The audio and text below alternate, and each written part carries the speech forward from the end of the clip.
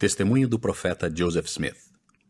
As palavras do próprio profeta Joseph Smith sobre o aparecimento do Livro de Mórmon são: na noite de 21 de setembro, 1823, recorri à oração e à súplica ao Deus Todo-Poderoso. Enquanto estava assim suplicando a Deus, descobri uma luz surgindo em meu quarto, a qual continuou a aumentar até o aposento ficar mais iluminado do que ao meio-dia. Imediatamente apareceu ao lado de minha cama um personagem em pé, no ar, pois seus pés não tocavam o solo. Ele vestia uma túnica solta, da mais rara brancura. Era uma brancura que excedia qualquer coisa terrena que eu já vira. Nem acredito que qualquer coisa terrena possa parecer tão extraordinariamente branca e brilhante. Tinha as mãos desnudas e os braços também, um pouco acima dos pulsos. Os pés também estavam desnudos, bem como as pernas, um pouco acima dos tornozelos. A cabeça e o pescoço também estavam nus. Verifiquei que não usava outra roupa além dessa túnica, pois estava aberta, de modo que lhe podia ver o peito. Não somente sua túnica era muito branca, mas toda a sua pessoa era indescritivelmente gloriosa e seu semblante era verdadeiramente como o relâmpago. O quarto estava muito claro, mas não tão luminoso como ao redor de sua pessoa. No momento em que o vi, tive medo, mas o medo logo desapareceu. Chamou-me pelo nome e disse-me que era um mensageiro enviado a mim da presença de Deus e que seu nome era Moroni, que Deus tinha uma obra a ser executada por mim e que o meu nome seria considerado bom e mau entre todas as nações, tribos e línguas, ou que entre todos os povos se falaria bem e mal de meu nome. Disse-me que havia um livro escondido, escrito em placas de ouro, que continha um relato dos antigos habitantes deste continente, assim como de sua origem e procedência. Disse também que o livro continha a plenitude do Evangelho eterno, tal como fora entregue pelo Salvador aos antigos habitantes. Disse também que havia 2 pedras em aros de prata, e essas pedras, presas a um peitoral, constituíam o que é chamado Urim e Tumim, depositadas com as placas, e que a posse e uso dessas pedras era o que constituía os videntes nos tempos antigos, e que Deus as tinha preparado para serem usadas na tradução do livro. Disse-me que quando eu recebesse as placas sobre as quais havia falado, porquanto o momento em que elas deveriam ser obtidas ainda não chegara, a ninguém deveria mostrá-las, nem o peitoral com Urim e Tumim, salvo aqueles a quem fosse ordenado mostrá-los, e se eu o fizesse seria destruído.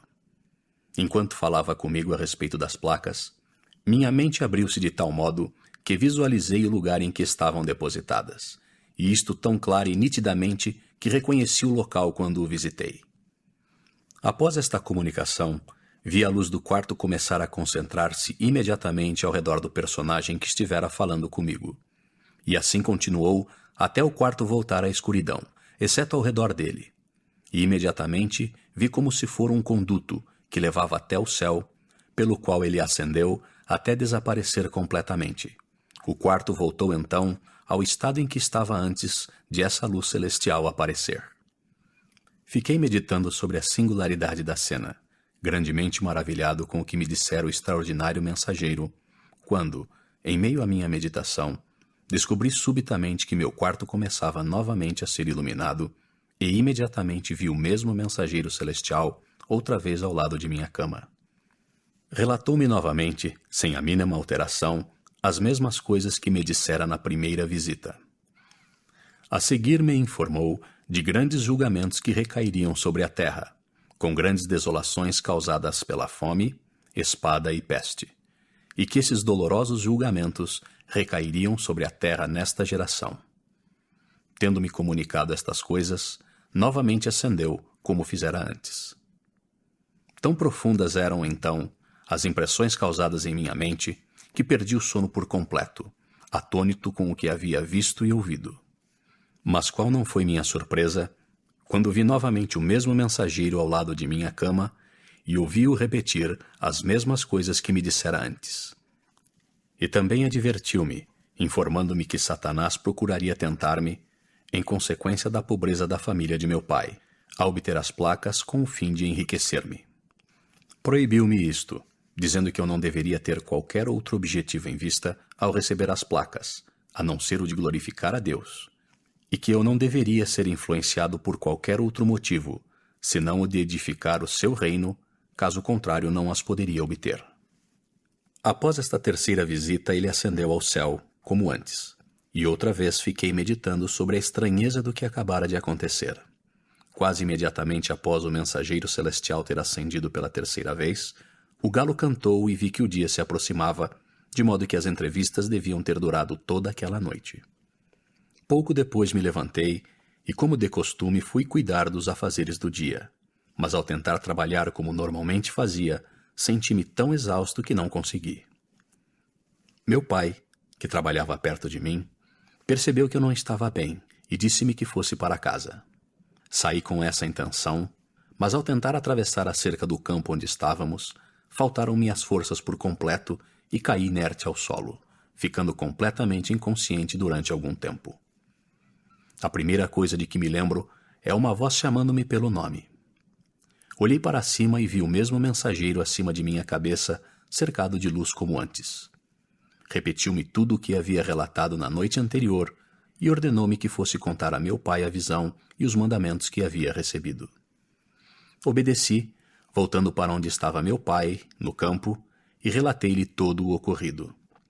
Ele respondeu-me que aquilo era obra de Deus e disse-me que fizesse o que o mensageiro ordenara. Deixei o campo e fui até o local onde o mensageiro dissera estarem depositadas as placas, e, devido à nitidez da visão que tivera referente ao local, reconheci-o no instante em que lá cheguei. Próximo à vila de Manchester, no condado de Ontário, estado de Nova York, existe uma colina de considerável tamanho, sendo a mais alta da redondeza. No lado oeste dessa colina, não muito distante do cume, sob uma pedra de considerável tamanho, estavam as placas, depositadas em uma caixa de pedra. No meio, na parte superior, essa pedra era grossa e arredondada. Era, porém, mais fina na direção das extremidades, de modo que a parte central ficava visível acima do solo, mas as bordas em toda a volta estavam cobertas de terra. Tendo removido a terra, arranjei uma alavanca, introduzi-a sob a borda da pedra e consegui levantá-la com um pequeno esforço.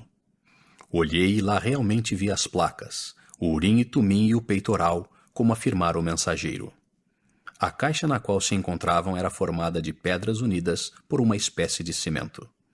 No fundo da caixa havia 2 pedras colocadas transversalmente, e sobre estas estavam as placas e as outras coisas.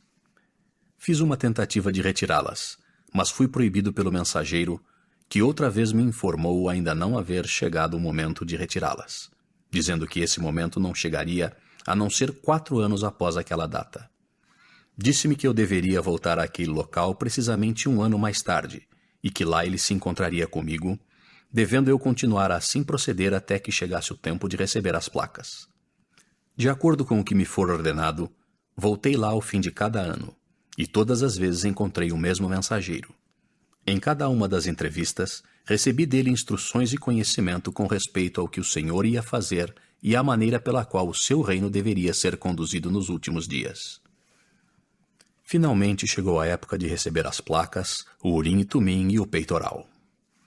No dia 22 de setembro de 1827, tendo ido como de costume, ao fim de mais 1 ano, ao local onde estavam depositados, o mesmo mensageiro celestial entregou-os a mim, com a advertência de que eu seria responsável por eles, que se eu os deixasse extraviar por algum descuido ou negligência, seria cortado, mas que se eu empregasse todos os esforços para preservá-los até que ele, o mensageiro, os reclamasse, eles seriam protegidos.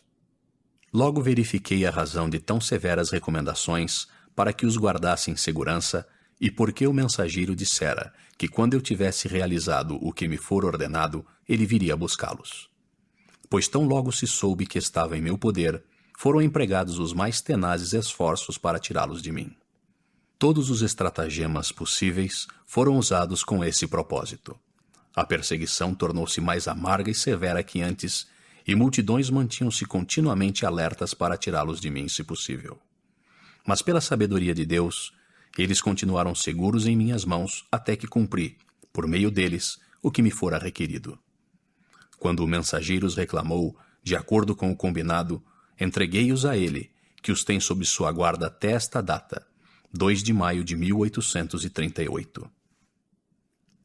Para a história completa, vide Joseph Smith, História, em Pérola de Grande Valor, e History of the Church of Jesus Christ of Latter-day Saints, História da Igreja de Jesus Cristo dos Santos dos Últimos Dias, primeiro volume, capítulos de 1 a 6.